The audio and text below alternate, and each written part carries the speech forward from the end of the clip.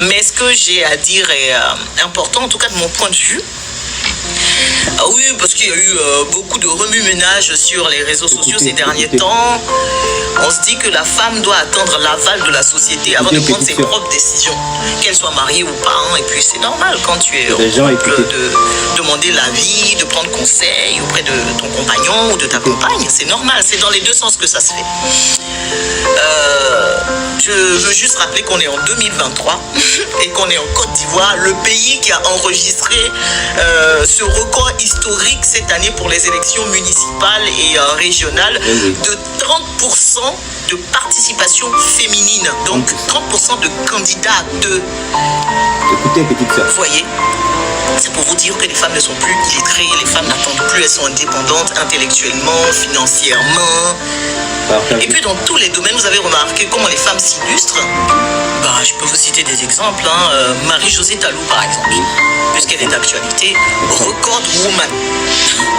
Et puis pour les futures générations, je pense à la petite Kra Olivia. Des exemples. Bac C avec mention bien. Major de l'EMPT, la vraie EMPT. La vraie. Elle est Miss Mathématiques 2023. Félicitations. Et la petite a remporté 2 médailles aux Olympiades africaines de mathématiques. Well done. Je vous passe des exemples dans le domaine de la politique. Il y a beaucoup de femmes. Et puis aussi dans le domaine des affaires aussi. Vous les connaissez, vous êtes sur les réseaux sociaux, vous êtes sur Internet. Les Ivoiriennes s'illustrent positivement. Et la liste des réussites est longue. Donc voilà.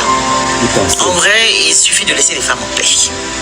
Il faut les laisser en paix, il faut les laisser s'exprimer, il faut les laisser prendre toute leur place pour pouvoir accomplir des merveilles. Ne les limitons pas à nos stéréotypes. Pour en revenir au sujet des élections, imaginez qu'il y ait plus de femmes maires, plus de femmes députées, plus de femmes présidents de conseils régionaux. Comment les choses ne vont pas changer? Imaginez qu'il y ait encore plus de femmes, bien plus que la loi des 30%, là, 30% de quota, plus de femmes au Sénat ou dans les instances où les vraies décisions sont prises. Ça va être bénéfique pour qui? Souvent, on a l'impression que ces choses-là ne concernent que les dirigeants, l'État. Mais en vrai, ça commence avec chacun de nous, en respectant les femmes, en respectant leurs décisions, évidemment, en encourageant les voies qu'elles ont choisies pour elles-mêmes. Et puis nous, les femmes, on a aussi notre part à jouer. Il faut qu'on ose, en fait. Il faut qu'on ose participer à la vie active, sociétale de notre pays, à la vie politique. Je ne suis pas en train de vous dire que demain, je vais descendre dans l'arène, mais je dis juste que... si on ne prend pas les décisions, si on ne prend pas les devants, personne ne le fera à notre place. Soyons le changement qu'on espère. Et puis c'est possible. Voilà. Beautiful. Beautiful. Partagez. C'est ce genre de trucs que vous devez partager. Mais je suis sûr que vous n'allez pas le faire. Vous n'allez pas faire ça. Petite soeur, c'est ce genre de conseils que vous devez écouter. Voilà des exemples qui vous parlent.